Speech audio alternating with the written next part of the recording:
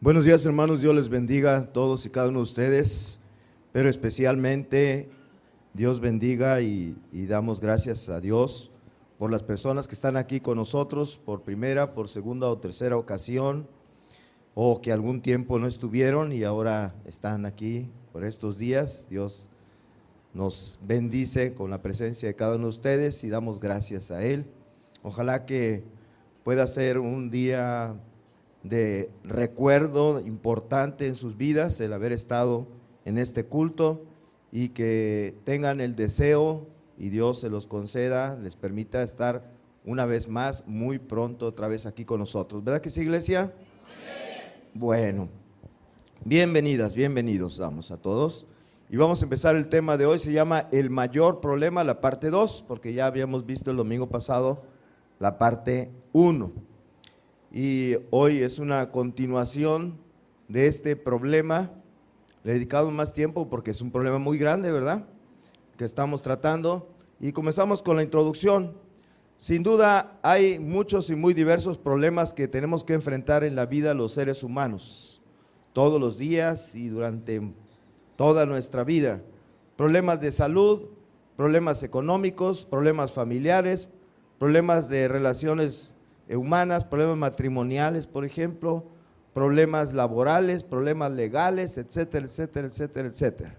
Hay muchos problemas y nadie absolutamente está exento de tener problemas en su vida. Nadie, ¿verdad? Aunque por ahí andan enseñando que pare de sufrir y esas cosas, pero aún esto de que tenemos problemas incluye también a los cristianos, incluye a los creyentes o a los no creyentes. Y Jesús en una ocasión les dijo lo que leemos en Juan 16:33, la última parte, a sus discípulos, como una prueba de que todos íbamos a tener problemas, hasta los cristianos. Dice: en el mundo tendréis felicidad, gozo para siempre. Porque luego a veces le dicen a la gente: tú ven a Cristo, acéptalo, recíbelo en tu corazón y todos tus problemas van a quedar resueltos, Él te va a ayudar, va a salir bien. Y les plantean una vida de color de rosa, y eso es mentira. Jesús dijo: en el mundo tendréis aflicción. Y se los dijo a los creyentes, a los que creyeron en Él, no a los que no creyeron. Pero sí les dijo también: pero confiad, pero confiad. No están solos, ¿verdad? Yo he vencido al mundo. En el mundo tendréis aflicción.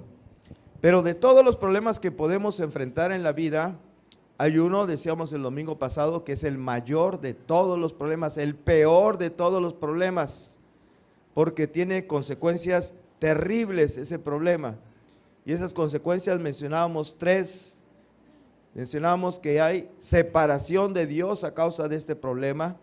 Hay también la muerte, precisamente morimos por causa de este problema.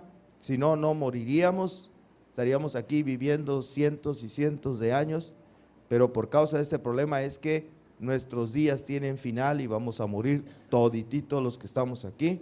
Y también todavía después de la muerte, este problema nos va a conducir al infierno, conduce al infierno.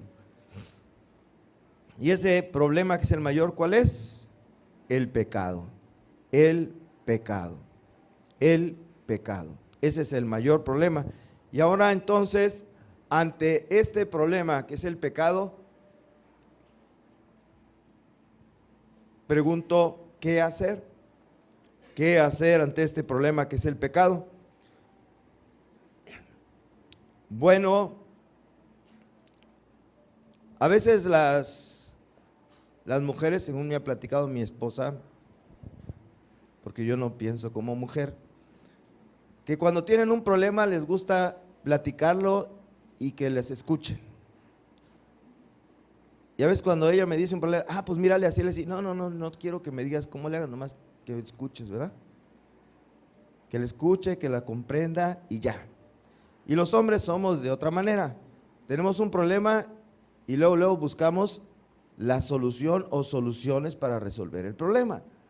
No tanto escuchar el problema, sino decir: se puede resolver así o se puede resolver de otra manera.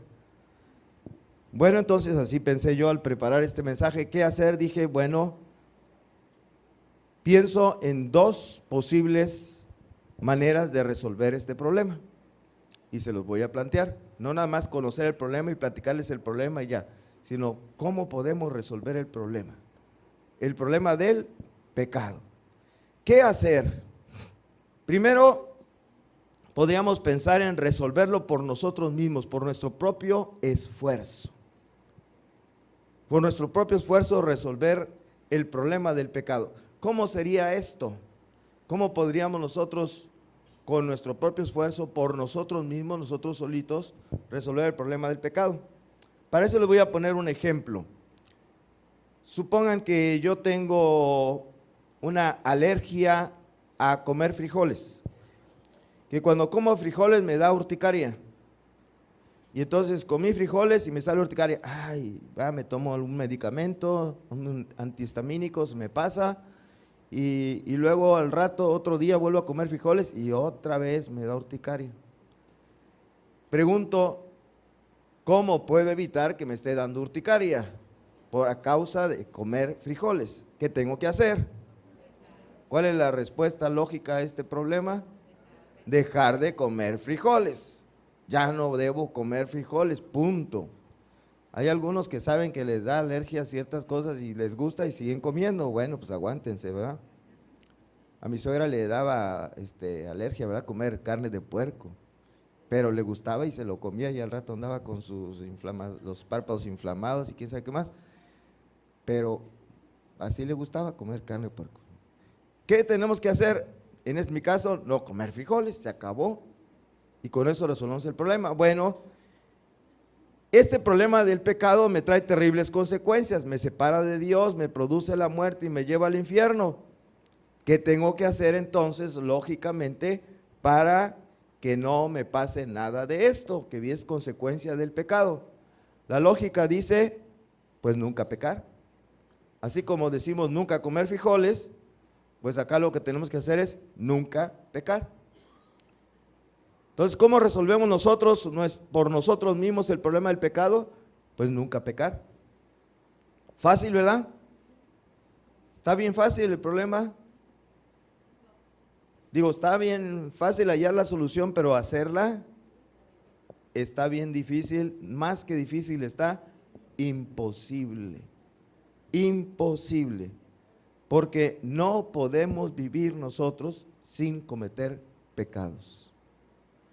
La Biblia dice, hablando del hombre común y corriente, la mujer común y corriente, dice en Romanos 3, voy a tomar algunas partes nada más de los versículos que están entre el 10 y el 23, no está el pasaje completo, solamente unos pedacitos, para ver características de la persona común y corriente. Dice, como está escrito, no hay justo, ¿cuántos? Ni aún uno. Eso dice el versículo 10. El versículo 12 dice, todos se desviaron. ¿Cuántos? Todos. Todos. No hay quien haga lo bueno. No hay ni siquiera uno. Está hablando de las personas, de los seres humanos.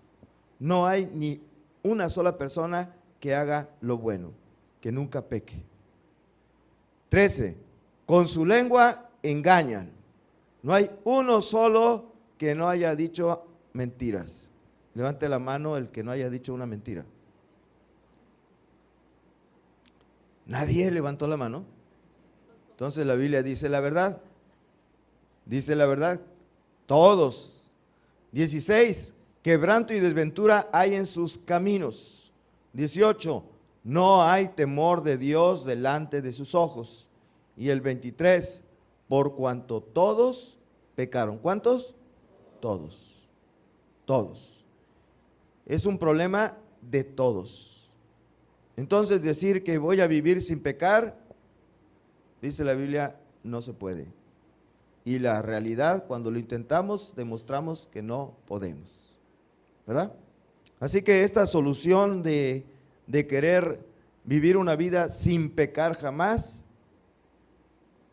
no se puede. Bueno, saben, en las culturas orientales se les ocurrió una idea para vivir sin pecar.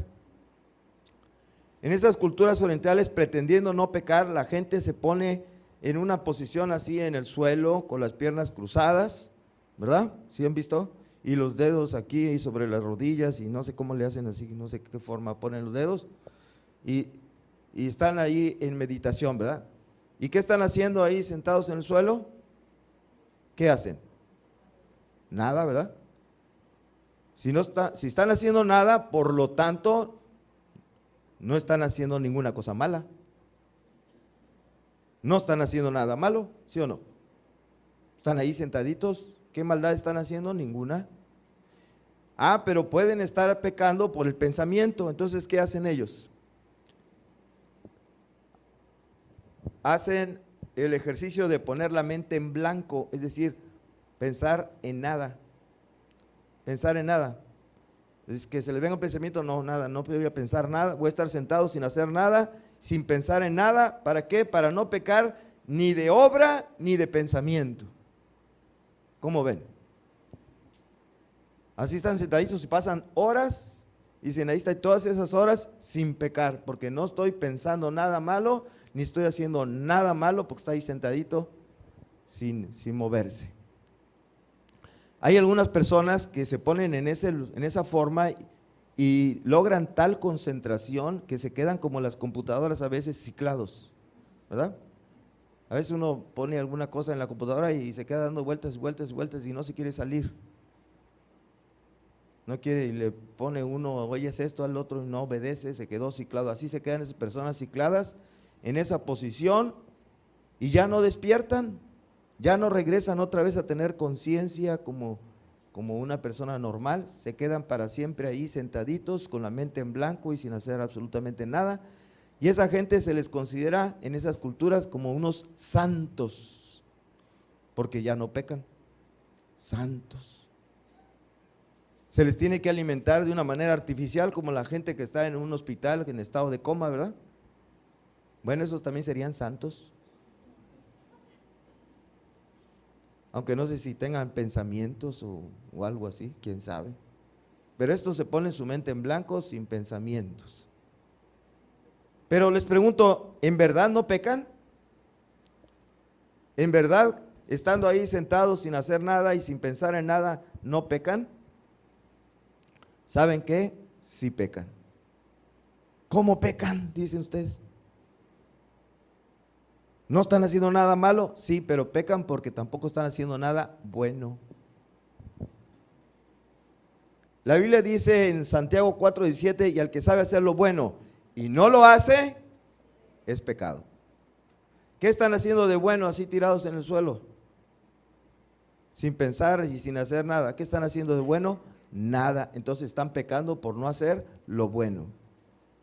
¿Se fijaron? Entonces no son santos, son pecadores, porque no están haciendo absolutamente nada bueno, y al que no hace las cosas buenas es pecado.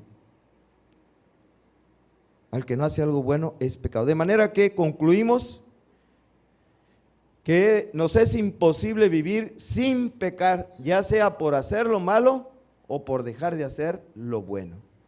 O pecamos por hacer algo malo, o pecamos porque no hicimos lo bueno que debimos haber hecho. Entonces, ¿podemos vivir sin pecar? No. Por lo tanto, esta propuesta de resolver el problema por nosotros mismos es imposible. No podemos nosotros, por nosotros mismos, resolver que es el mayor problema que tenemos los seres humanos, que se llama pecado. El pecado. Y es de todos, de todos, de todos. Puede que algunos de ustedes tengan problemas matrimoniales, pero puede que otros no. Puede que algunos tengan problemas económicos y otros no. Puede que algunos tengan problemas de salud y ahorita otros no. Pero este problema del pecado lo tenemos todos, todos, todos. Y no lo podemos resolver por nosotros mismos. No podemos. Nos es imposible dejar de pecar. No pecar jamás, no podemos hacerlo. Bueno, y entonces, ¿qué vamos a hacer? ¿Qué vamos a hacer? Ahora nos vamos entonces a la posibilidad número 2. La 2, dije que había 2 posibilidades. Una, tratar de resolverlo por nosotros mismos. Y 2, aceptar la solución del Todopoderoso. Es decir, de Dios. Aceptar la solución del Todopoderoso para resolver el problema del pecado. En cierta ocasión un joven se acercó al Señor Jesús cuando Jesús estuvo aquí en la tierra hace 2000 años, físicamente, ¿verdad? Corporalmente, como ser humano. Se le acerca a un hombre con una pregunta muy importante que todos debiéramos hacernos algún momento en nuestra vida. Todos. Vamos a ver qué pregunta le hizo esta persona a Jesús. Marcos capítulo 10 y versículo 17. Marcos 10, 17 dice: al salir él, aquí cuando dice él se refiere a Jesús. Entonces voy a leer así: al salir Jesús para seguir su camino, vino uno corriendo e hincando la rodilla delante de él, le preguntó: Maestro bueno, ¿qué haré para heredar la vida eterna? Maestro bueno, ¿qué haré para heredar la vida eterna? Le pregunta este hombre a Jesús. Vino corriendo, ya él iba de salida, ¿verdad? Ya iba de salida y como le dijeron, ya se va, no, espérate. Le corrió, lo alcanzó, se puso de rodillas delante de él y le pregunta: ¿qué haré para heredar la vida eterna? Lo primero que Jesús le aclara es lo que leímos en Romanos capítulo 3. ¿Qué leímos en Romanos 3? Que no hay nadie bueno. ¿Y sabes qué? No hay nadie bueno, solamente uno. ¿Quién? Dios. Él es el único que es perfecto, nosotros no. Y ya que le hace esa aclaración, entonces le contesta su pregunta, por lo menos en parte.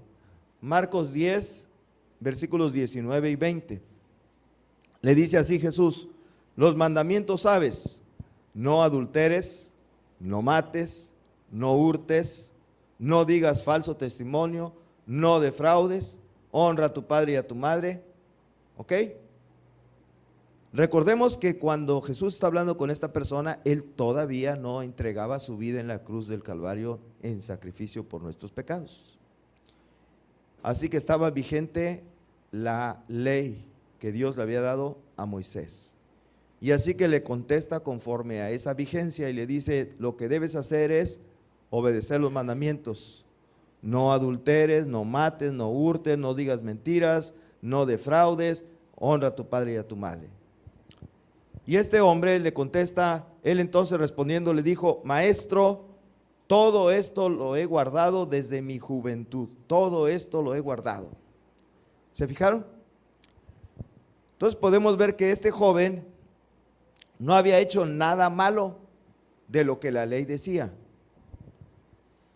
No había robado, no había matado, no había adulterado, cometido adulterio, no había hecho falso testimonio, no había defraudado, no había deshonrado a su padre y a su madre. Si todo esto lo he hecho, yo no he hecho nada de esas cosas malas, no las he hecho. Hagan de cuenta como el hombre que se pone en esa posición sin hacer algo. ¿Qué está haciendo malo? Nada. También este dijo: yo no he hecho nada de esas cosas malas, yo no las he hecho. ¿Cuántos de ustedes han matado a alguien? Levante la mano. No, ¿verdad? ¿Robado? Yo creo que sí. Por ahí se han quedado con una feriecita, les dieron a su mamá: ve y cómprame esto, y no le entregaron la feria completa o alguna cosa así. O se encontraron un celular por ahí que no era de ustedes y dijeron: pues ¿quién se lo manda? Una billetera por ahí en alguna placita. ¿Ande? Muy bien, hermana. Bueno, en fin, quizá no robos así a gran escala, asaltar un banco, algo así, pero quedarse con alguna cosita por ahí, a lo mejor sí. Pero vamos a suponer que no han robado tampoco, no han matado, no han robado, no han cometido adulterio. Muchos de ustedes pueden decir que no.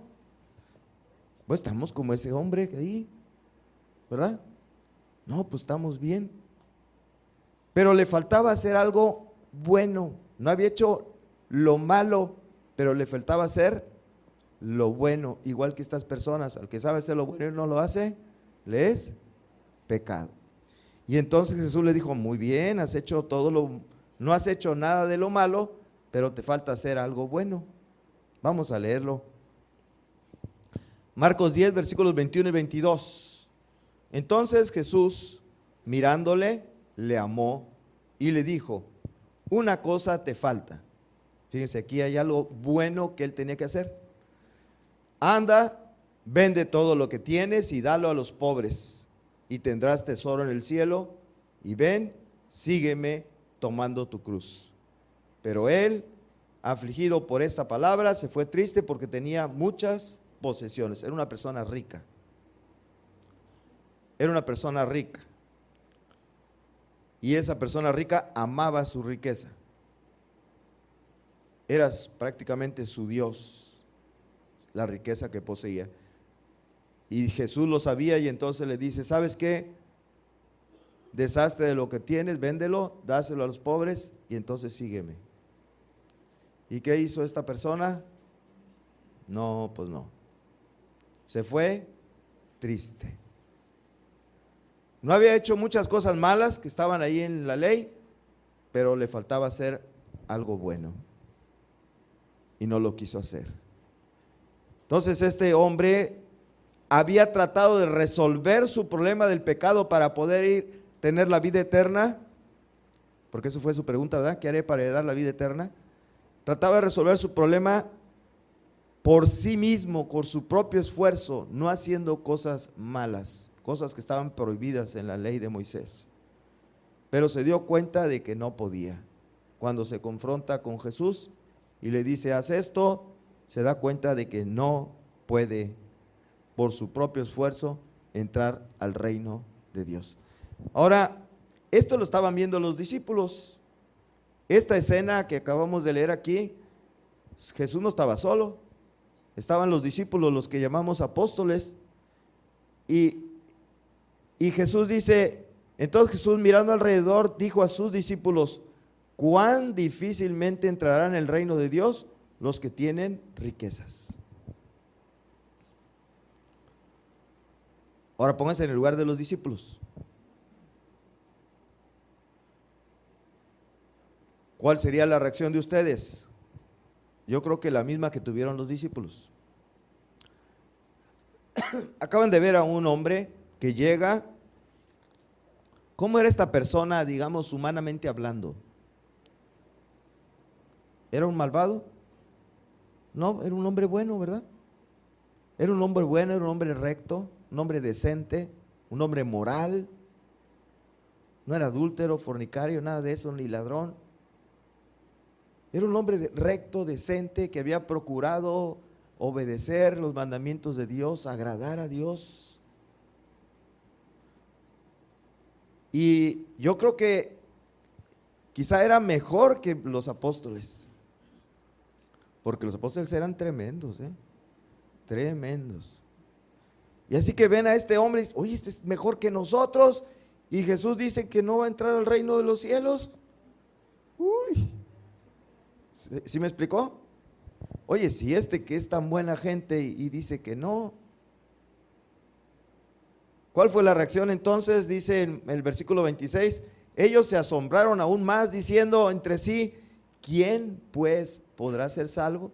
Si este hombre tan bueno, tan decente, tan correcto, no va a poder tener el reino de Dios, no va a poder tener la vida eterna, pues ¿quién entonces va a poder ser salvo? Dicen ellos. ¿Quién? ¿Conocen alguna persona así bien buena, bien buena, bien buena, que parece un santo?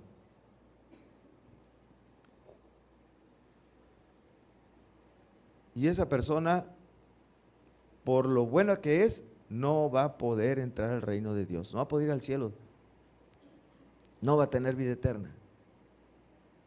Así le dijo Jesús a esta persona, que era muy bueno, humanamente hablando. Entonces los discípulos dijeron: pues entonces ¿quién podrá ser salvo? Si él no puede, entonces ¿quién? Nosotros estamos peor que él. ¿Qué podrá hacer de nosotros, verdad? Bueno, nadie, ninguna persona puede lograr ser salvo con su propio esfuerzo. portándose lo mejor que pueda, el mejor de todos los hombres que puede existir en el planeta Tierra, aún ese hombre comete pecados. Por lo tanto, no puede tener la vida eterna y está condenado al infierno por sus pecados. Entonces, ¿quién puede ser salvo por su propio esfuerzo? La respuesta es ninguno. Nadie. Pero hay uno que sí nos puede ayudar a ser salvos. Hay uno que sí. Hay uno que sí. Y ese es Dios, el Todopoderoso Dios. Porque para Él nada es imposible. Él sí puede lo que nosotros no podemos hacer. Lo que nosotros por nosotros mismos jamás podríamos conseguir. Él sí lo puede conseguir para nosotros. A pesar de ser pecadores, nos puede ayudar a que seamos salvos, a que tengamos la vida eterna. Ahora, aquí dice Jesús en el versículo 27, como respuesta a los discípulos, les dijo: para los hombres es imposible, mas para Dios no, porque todas las cosas son posibles para Dios. ¿Quién podrá ser salvo por sus propios méritos, esfuerzos y todo lo que quieran? Ninguno. Y dijo Jesús: nadie, es imposible. Pero para Dios no es imposible. Para Dios no. Porque todas las cosas son posibles para Dios. Así que nos preguntamos, ¿cómo ha resuelto Dios el problema que nosotros no podemos resolver?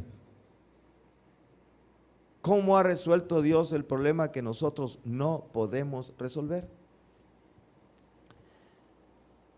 Bueno, vamos a verlo, pero antes les digo, desde la antigüedad Dios fue revelando su plan de redención, o sea, el plan para que nosotros pudiéramos quedar libres de ese problema del pecado y poder tener la vida eterna, ser salvos. Ya desde la antigüedad Él fue revelando cuál era el plan y después cumplió ese plan. Vamos a verlo, inciso A. Antes de todo esto, bueno ya, les debo aclarar que la forma en que Dios hace las cosas no se parece nada a la forma en que nosotros las haríamos, ¿verdad? La forma en que Dios procede no es la que a nosotros se nos ocurra, porque los pensamientos de Dios son totalmente diferentes a los pensamientos de nosotros. Por eso lo que vamos a leer aquí no se nos hubiera ocurrido a nosotros y quizá nos parezca así como raro, pero esa es la solución que dio Dios. Primero, inciso A, la solución la presentó mediante uno que no heredaría la naturaleza pecaminosa de Adán. Adán, el hombre, el varón. Por cuanto el pecado, dice la Biblia, entró a todos los hombres, ¿por quién? Ahí en Romanos dice por Adán, por un hombre, no dice por la mujer, dice por un hombre. Eso me llama mucho la atención, lo decía el domingo pasado, porque aunque la mujer fue la primera que comió del fruto prohibido, ¿a quién responsabilizó Dios por el pecado que entró en la humanidad?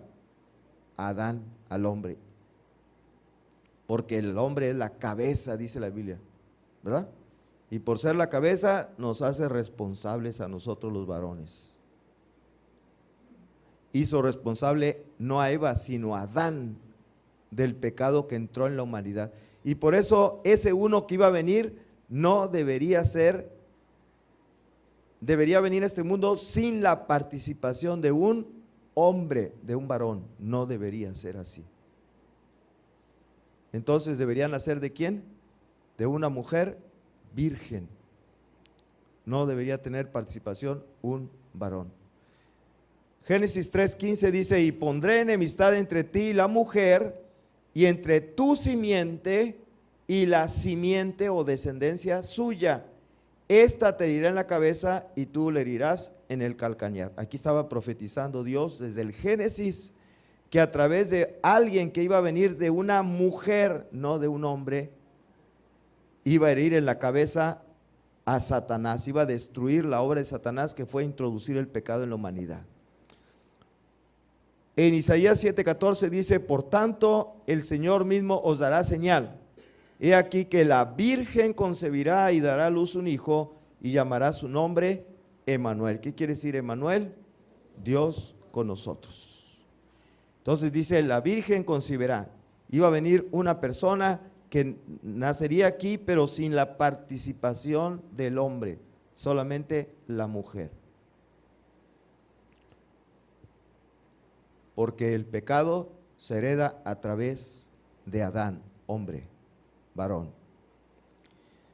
Bueno, inciso B, mediante un sacrificio con derramamiento de sangre. ¿Recuerdan qué tenía que hacer una persona cuando quería pedirle perdón a Dios por los pecados que había cometido según la ley que Dios le puso al pueblo de Israel, la ley de Moisés? Tenía que tomar un animalito, un becerro, digamos, sin defecto. Tenía que ser joven. Ese becerrito, no un becerro ya anciano, viejito ya, sino uno joven de 1 año.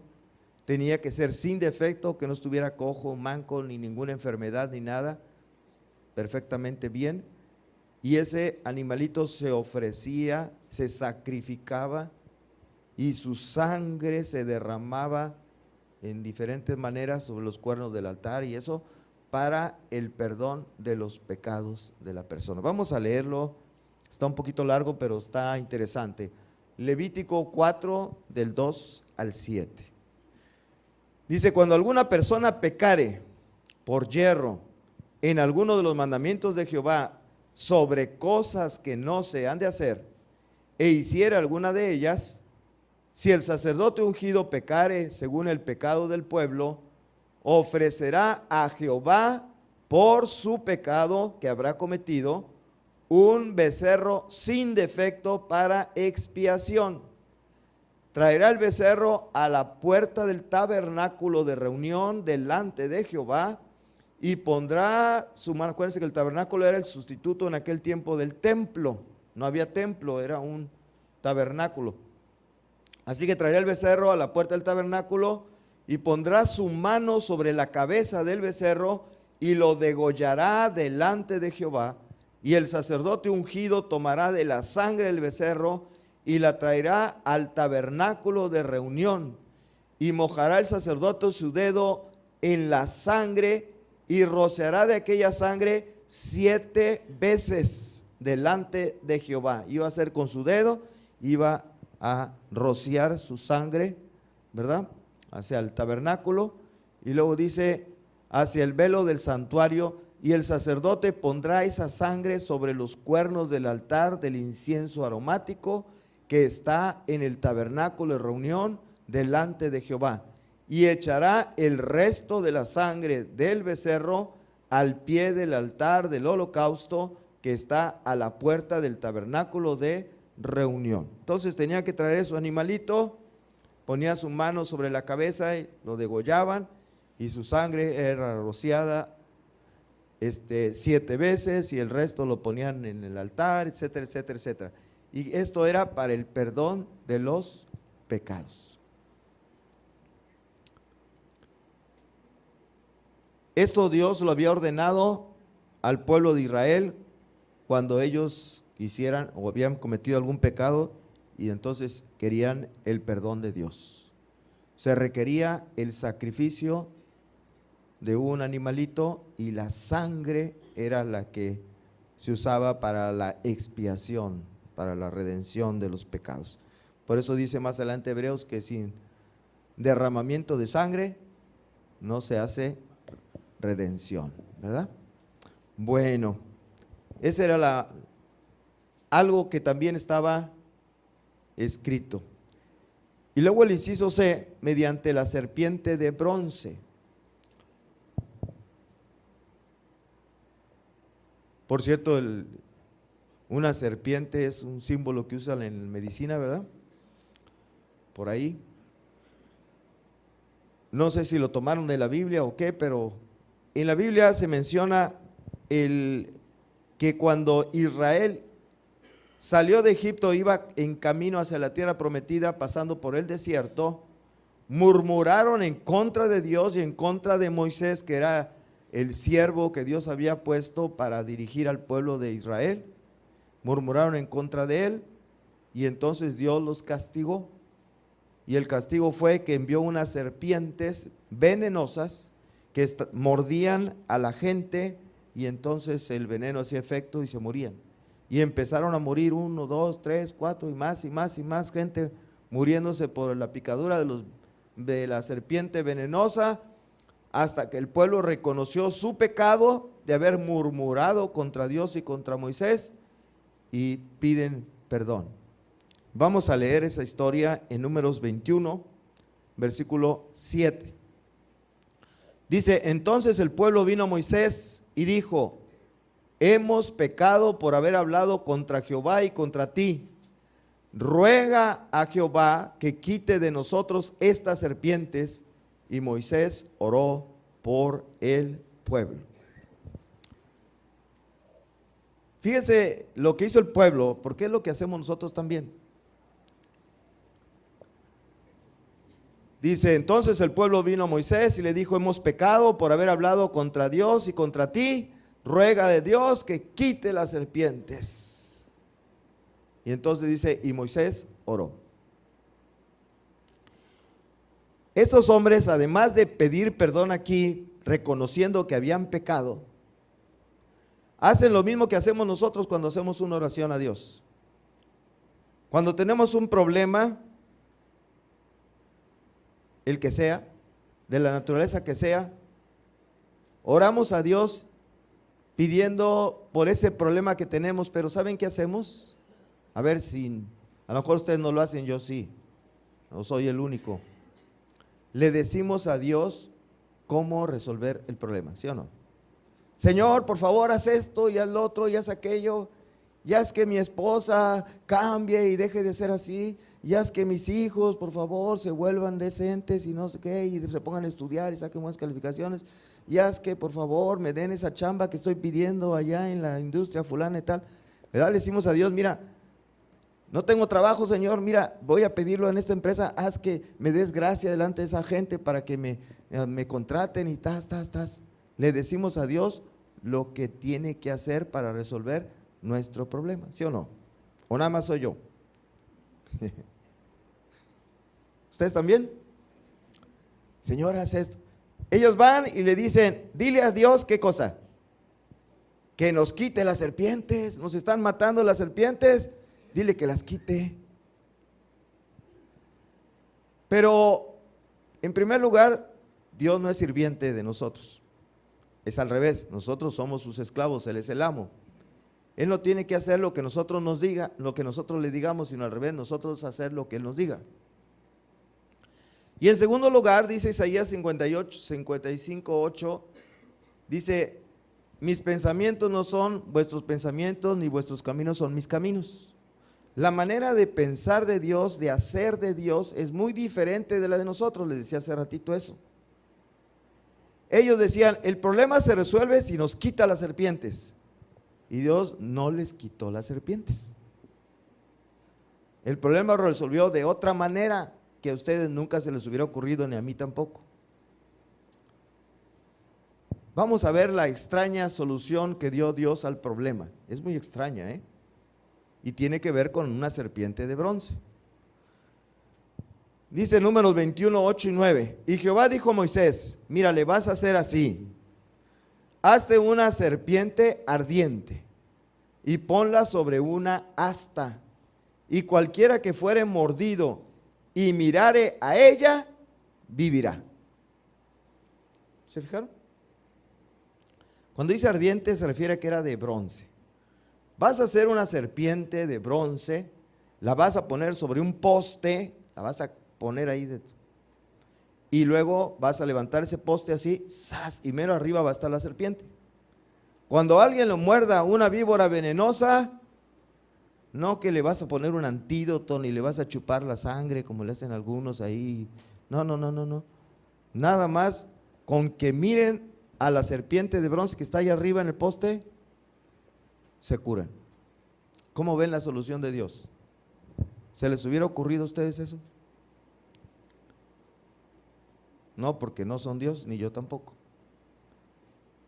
Y si nosotros hubiéramos dicho una solución así, se hubieran muerto de todas maneras. Porque nuestra palabra no tiene ningún poder. Pero la de Dios, sí. Él es todopoderoso. Hace eso y dice, y Moisés hizo una serpiente de bronce y la puso sobre una asta, y cuando alguna serpiente mordía a alguno, miraba a la serpiente de bronce y vivía. ¿Cómo ven? Extraña solución, ¿verdad? De Dios. Entonces él avisó desde la antigüedad que la solución que él iba a dar sería a través de uno que nacería de una mujer sin la participación de un hombre. Lo dice en Génesis, escrito por Moisés, y lo dice en el profeta Isaías. Luego también les puso como ley que cada vez que quisieran pedir perdón por sus pecados tenían que traer un animalito, sacrificarlo y con la sangre rociada sobre el altar, sobre el tabernáculo, entonces sus pecados iban a ser perdonados. Y tercero les dijo, quieren salvarse de morirse con una víbora venenosa, van a poner en lo alto de un poste una serpiente de bronce y el que la vea va a vivir. Nada más con mirarla, nada más. No les quitó la serpiente, no les quitó las serpientes, se las dejó. Dejó que le siguieran mordiendo las serpientes, pero les dijo nada más con que vean esa serpiente que está ahí arriba, se van a curar, no mueren. Bueno, todo lo anterior que acabo de decir, las tres cosas, estaba apuntando a Jesús. Todo. Lo que dijo Moisés e Isaías, lo que hizo Moisés también ahí en el desierto con la serpiente de bronce y lo del corderito sin defecto que se sacrificaba, todo eso estaba apuntando a Jesús. Estaba anunciando la forma o la manera en que Dios iba a resolver el problema de nuestros pecados por medio del Señor Jesucristo, de su sacrificio en la cruz. ¿Por qué? Miren, uno, porque Él, Jesús, nació de una virgen, ¿verdad que sí? ¿Cómo se llamó? María. Nació de una virgen como profetizaron Moisés e Isaías. Por eso que dice Génesis y que dice Isaías 7:14 estaba apuntando hacia Jesús. Porque también, número 2, Él vivió sin haber pecado nunca. Como el cordero sin defecto. Eso simbolizaba que el cordero fuera sin defecto. ¿Se acuerdan que el alimento que tenían que sacrificar debería ser sin algún defecto? Bueno, estaba representando que Jesús, que es el Cordero de Dios que quita el pecado del mundo, no iba a tener ningún pecado, ningún defecto, nada. Entonces, uno, porque Él nació de una virgen, como profetizaron. 2, porque Él vivió sin haber pecado nunca, como también el Cordero no tenía ningún defecto físico. Número 3, Él fue levantado en un poste como la serpiente de bronce. ¿Cuándo fue eso? Cuando fue crucificado, ¿verdad? Al Señor Jesús pusieron aquella cruz de madera en el suelo, lo clavaron y luego lo levantaron así, igualito que con la serpiente de bronce. Eso que Dios les hizo al pueblo de Israel era un anuncio de lo que iba a pasar con el Hijo de Dios, nuestro Señor Jesucristo, cuando fue levantado en aquella cruz. Y por último, su sangre fue derramada.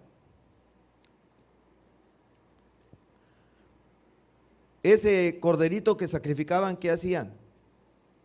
Lo degollaban para que le saliera la sangre, y la sangre la rociaban, ¿verdad?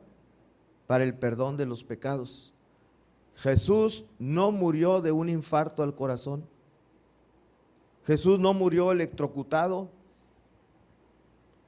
Jesús no murió, ¿qué les antoja? No sé, de un balazo. Jesús murió crucificado porque tenía que ser una manera en que hubiera derramamiento de sangre. Así como el cordero se le sacaba su sangre y esa sangre era derramada 7 veces, ¿se acuerdan? Y no sé si esté en lo correcto, pero yo también cuento 7 veces que le salió sangre a Jesús. Miren, uno, cuando le pusieron la corona de espinas y luego le golpearon en la cabeza, ¿verdad?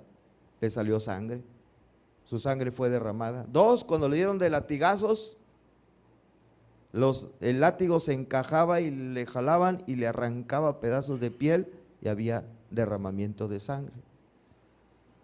3, cuando le clavaron en la mano derecha un clavo. 4, cuando le clavaron en la mano, estoy al revés, ¿verdad? Esta es mi derecha y esta es la izquierda, pero para ustedes es al volteado.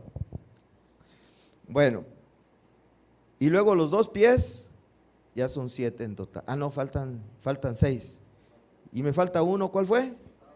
Cuando le clavaron una lanza en su pecho y le brotó sangre. Su sangre fue derramada así como al cordero también se lo hacían en la ley de Moisés. ¿Se fijaron?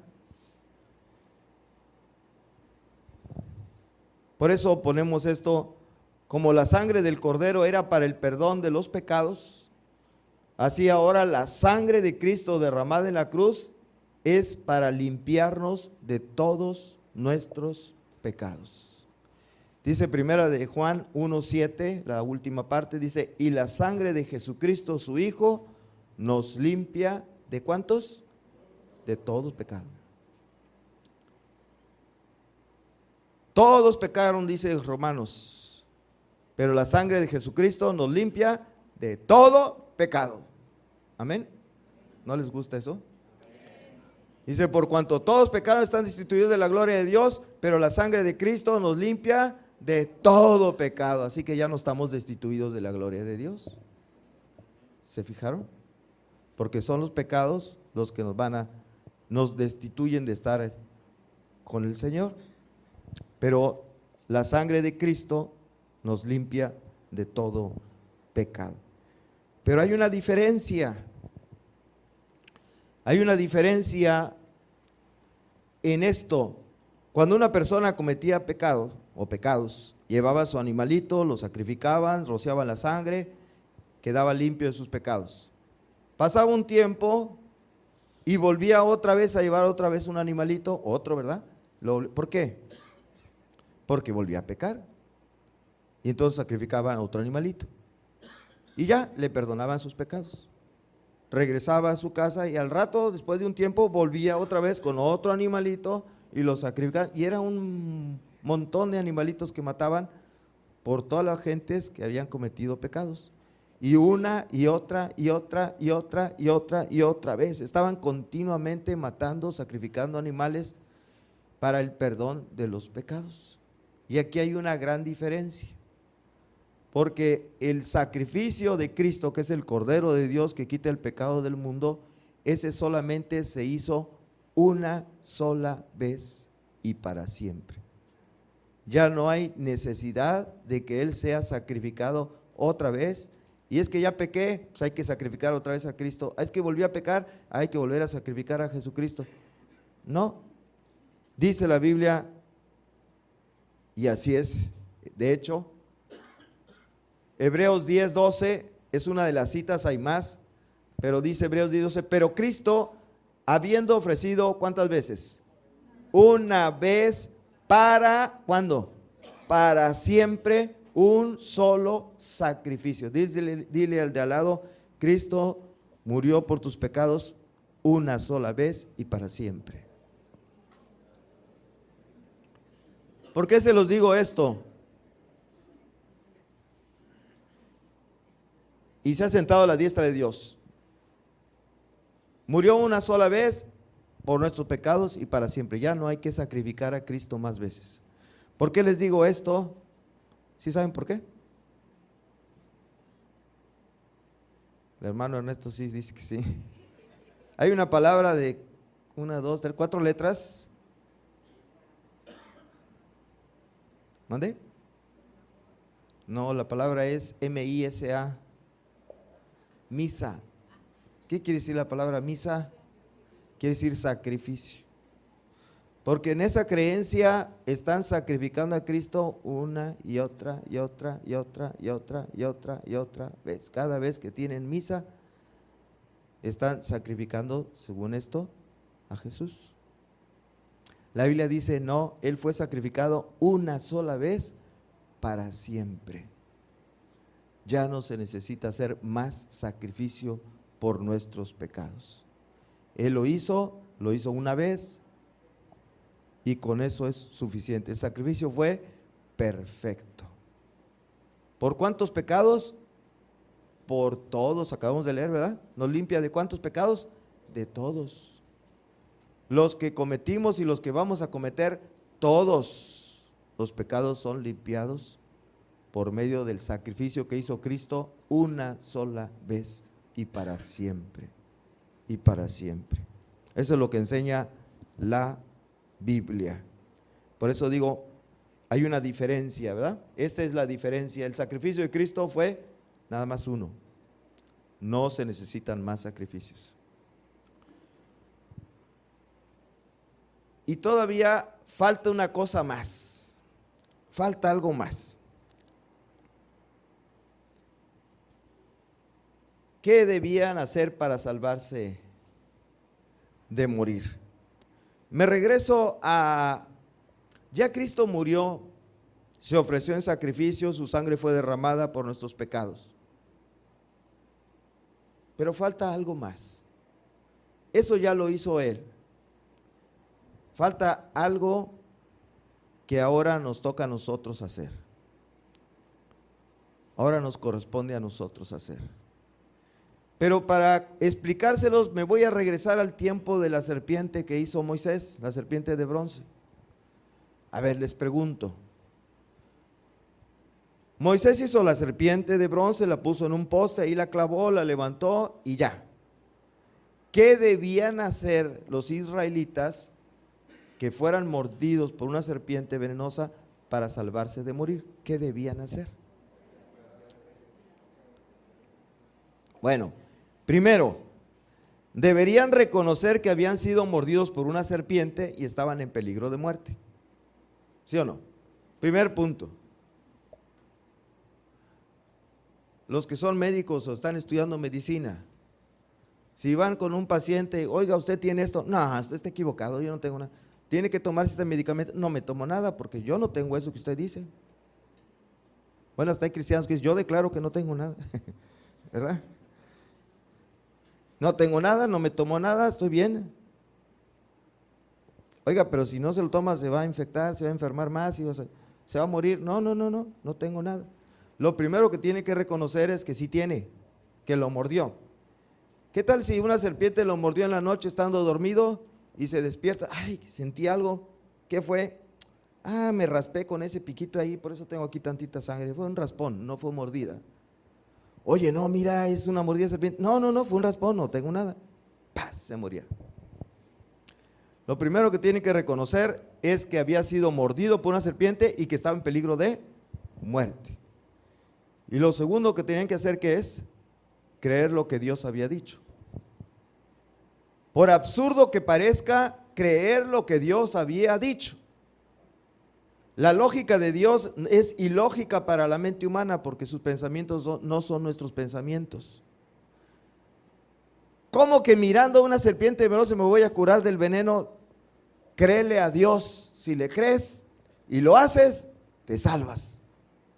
Entonces lo que tenían que hacer es creerle a Dios. Primero, reconocer que estaban en peligro de muerte por la mordida. Y segundo, creerle a Dios, a la palabra de Dios, que si veían la serpiente se iban a sanar.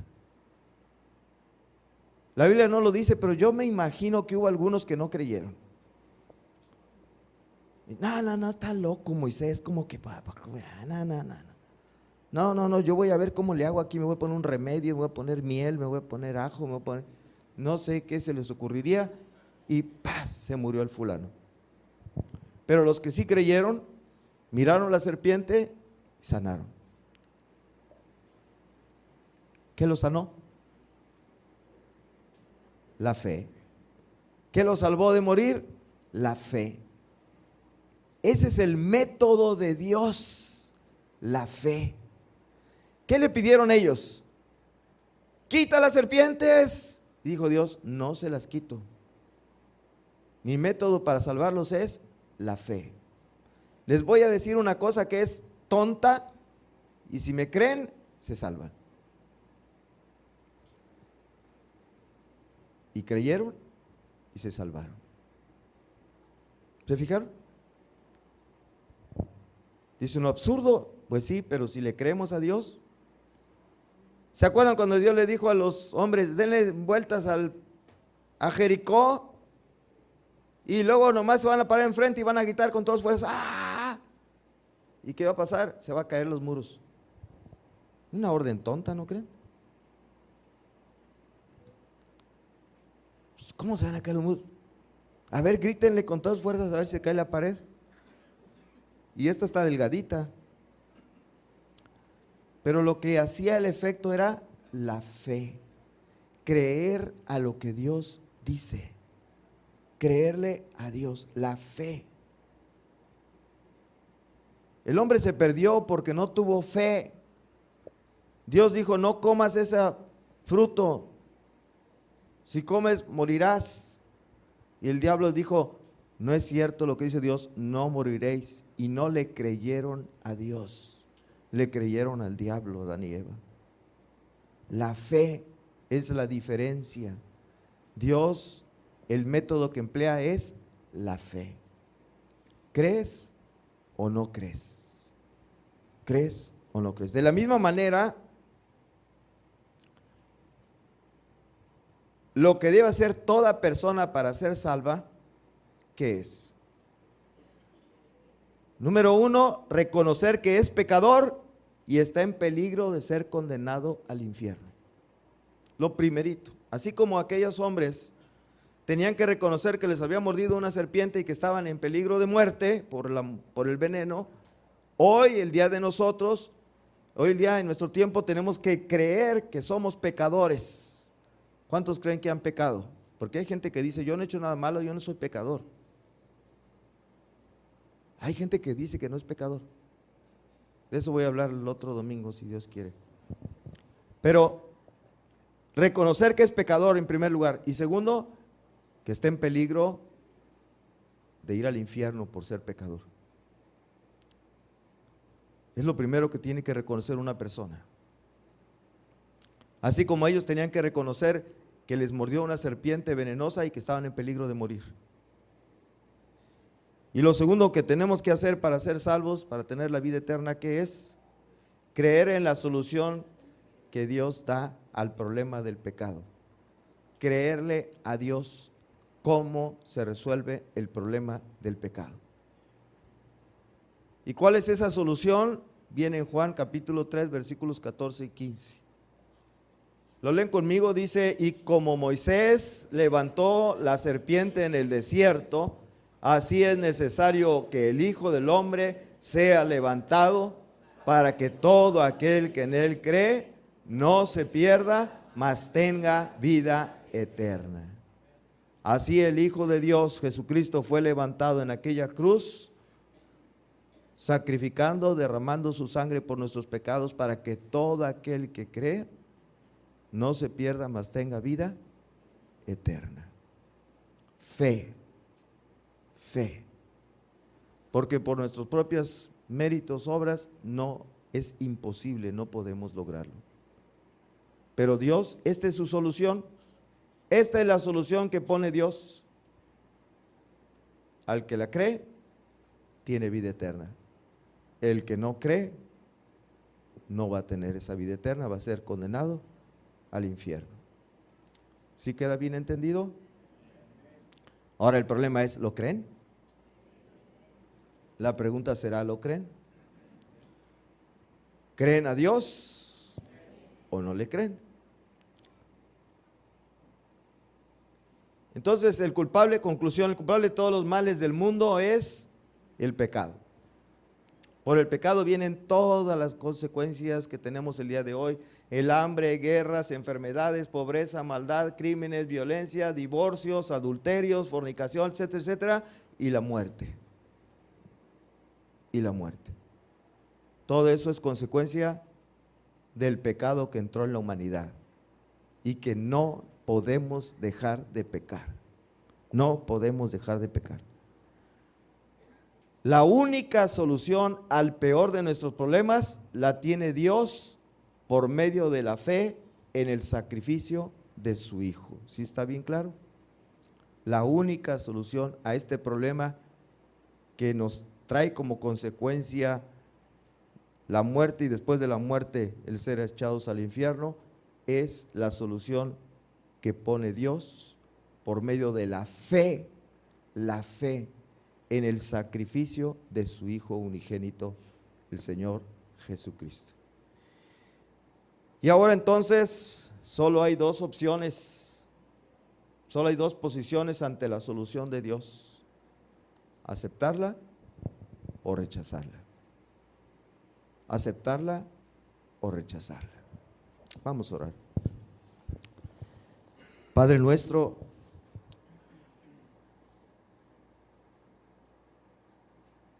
tus pensamientos no son nuestros pensamientos, ni nuestros caminos tus caminos.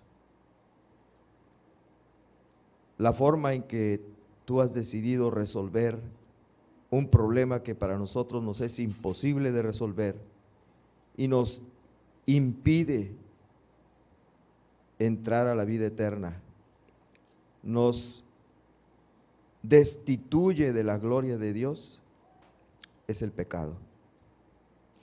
Y tú, para limpiarnos de todo pecado, enviaste a tu Hijo unigénito, a Jesús, para entregar su vida. Y así como le hacían con aquel cordero, fue sacrificado, derramando su sangre para limpiarnos con ella de nuestros pecados. Así como aquella serpiente de bronce fue levantado en un poste de madera, y a todo aquel que crea en él, por esa fe, tú le concedes el regalo de la vida eterna, el perdón de los pecados. Y ese problema queda resuelto para siempre. Solo ahora nos falta a nosotros creer. Tú ya lo hiciste todo. Ahora a nosotros nos toca creer. Te ruego, Señor, que tu Espíritu Santo nos ayude a creerlo de todo corazón, a creer en tu palabra, que lo que tú dices, que has hecho por nosotros, por medio de tu Hijo, es verdad, es verdad. Y al creerlo, nuestra vida será sin duda transformada. Que tu Espíritu Santo, Señor, obre en este momento y llame, escoja, salve a los que tú tienes preparados. Te lo ruego en el nombre de tu Hijo Jesús.